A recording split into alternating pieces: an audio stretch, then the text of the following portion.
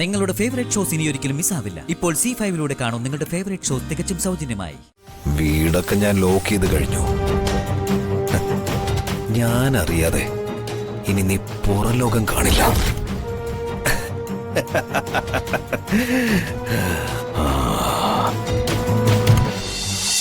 അതെ, ഇതൊന്നും കണ്ടിട്ട് ഗൃഹനാഥ കുലുങ്ങരുത്. ഇത്തരം പുതിയ സാഹചര്യങ്ങളുമായി പൊരുത്തപ്പെട്ട് ജീവിച്ചു മുന്നോട്ട് പോണം. ഇല്ലെങ്കിലേ മോളുടെ അതേ ഗതി വരും തള്ളയ്ക്കും. പെട്ടിയും പ്രമാണം എടുത്ത് ഇറങ്ങേണ്ടി വരും തള്ളയ്ക്കും. കാച്ചാണിയിലേക്ക്. നിന്റെ അച്ഛന്റെ വീട് അവിടെ അല്ലേ? ഓ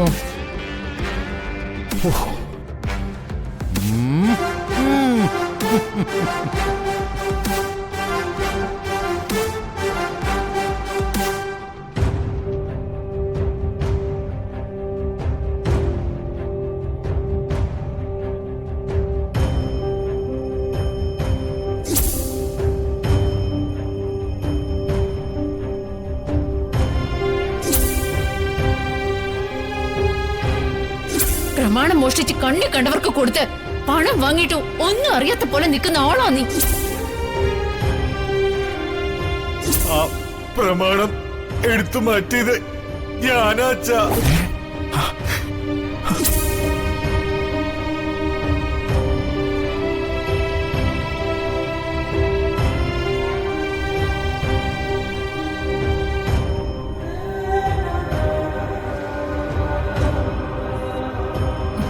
മനോജ്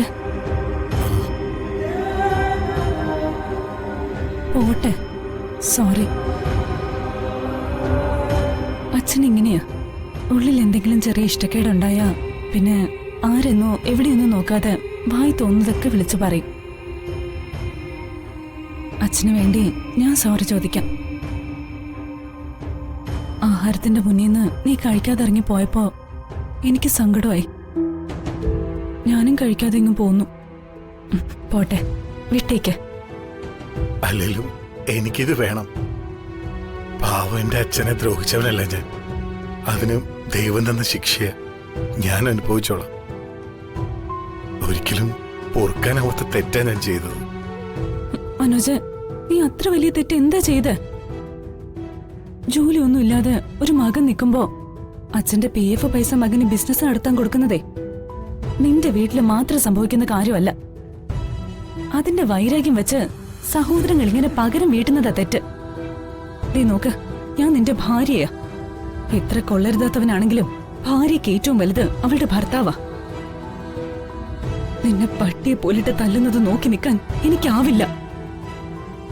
തെറ്റെന്റെ കയ്യില. അച്ഛൻ തന്ന പണം തീർന്നപ്പോ വീണ്ടും പണത്തിന് വേണ്ടി ഞാൻ അച്ഛനറിയാതെ ആ വസ്തുവിന്റെ പ്രമാണം ഞാൻ പണയപ്പെടുത്തി.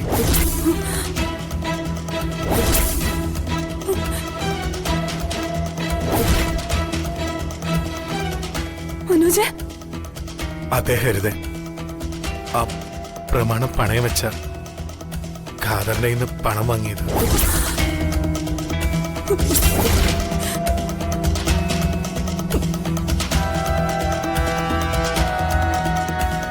ഖാദറിന്റെ മുതലും പലിശയും കൊടുത്ത് ആ പ്രമാണം അച്ഛനെ തിരിച്ചെടുത്ത് കൊടുക്കാൻ വേണ്ടിയാ ഞാൻ പ്രകാശേട്ടന്റെ മുറി കയറിയതും പ്രകാശേട്ടന്റെ പൈസ മോഷ്ടിക്കാൻ ശ്രമിച്ചത്. അപ്പോ അവര് പറഞ്ഞതെല്ലാം ശരിയായിരുന്നല്ലേ? ഹരിതേ, സോറി. നീ ചെയ്തത് ഒരിക്കലും മാ പറയിക്കാത്ത തെറ്റാ. പക്ഷെ ഏട്ടന്റെ പണമല്ലേ നീ എടുത്തത്? അതിന് കള്ളനെന്ന് വിളിച്ച് ആക്ഷേപിച്ചതും പോരാഞ്ഞിട്ട് നിന്നെ തല്ലി ഇറക്കണമായിരുന്നോ? ഇനി നീ ആ വീട്ടിലേക്ക് തിരിച്ചു പോയാലും ഞാൻ ആ നരകത്തിലേക്കില്ല. ആകെ തകർന്നു നിൽക്കുവാ നീന്ന് എനിക്കറിയാം. എന്നോട് കാര്യങ്ങളെല്ലാം തുറന്നു പറഞ്ഞിരുന്നെങ്കിൽ ഇതൊന്നും സംഭവിക്കില്ലായിരുന്നു. എല്ലാം മാറും. മാറ്റിയെടുക്കാം നമുക്ക്. പക്ഷെ ഒരപേക്ഷയുണ്ട്. എന്തിന്റെ പേരിലാണെങ്കിലും ഈ വീട്ടിൽ നിന്ന് ഒരു വൈക്കോൽ തുരുമ്പ് പോലും നീ മോഷ്ടിക്കരുത്. പേടിയുണ്ടാ. അങ്ങനെ മോഷ്ടിച്ച് പിടിക്കപ്പെട്ട അച്ഛൻ ഇടപെട്ട് നിന്നെ ഇരുമ്പഴയ്ക്കുള്ളിലാക്കും. പിന്നെ എന്നൊന്ന് കാണാൻ പോലും സമ്മതിക്കില്ല. അതുകൊണ്ട് തൽക്കാലം സഹിച്ചും ക്ഷമിച്ചു നിൽക്ക്. എല്ലാത്തിനും നമുക്ക് പരിഹാരം ഉണ്ടാക്കാം. അതെ മനോജ്, ഞാനല്ലേ പറയുന്നേ, എല്ലാം ശരിയാവും. നീ വാ.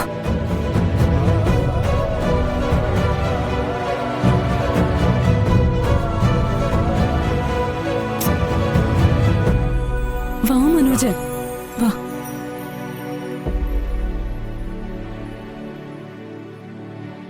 അതിനെന്താ, നിങ്ങൾ തന്നെ ഗിഫ്റ്റ് മേടിച്ചോ? നാളെ രാവിലെ അല്ലേ ഞാനൊന്ന് അമ്പലത്തിലേക്ക് പോവാൻ വേണ്ടി ഇറങ്ങിയതാ. എന്നാ വെച്ചേക്ക്, നാളെ കാണാം.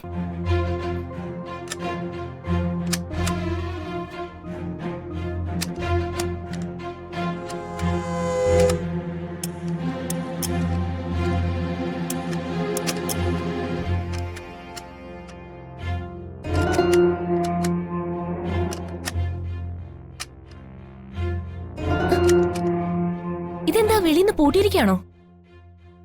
ആരും അങ്ങനെ ചെയ്യുന്നതല്ലല്ലോ.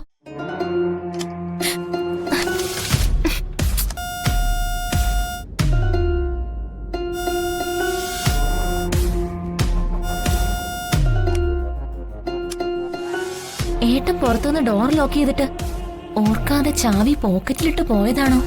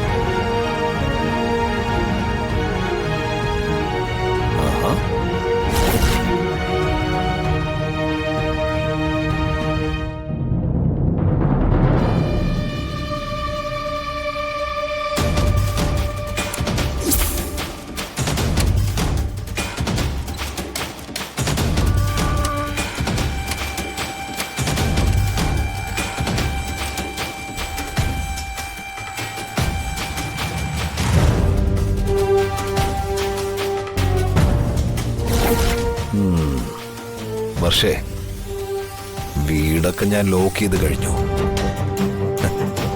ഞാൻ അറിയാതെ ഇനി നീ പുറം ലോകം കാണില്ല.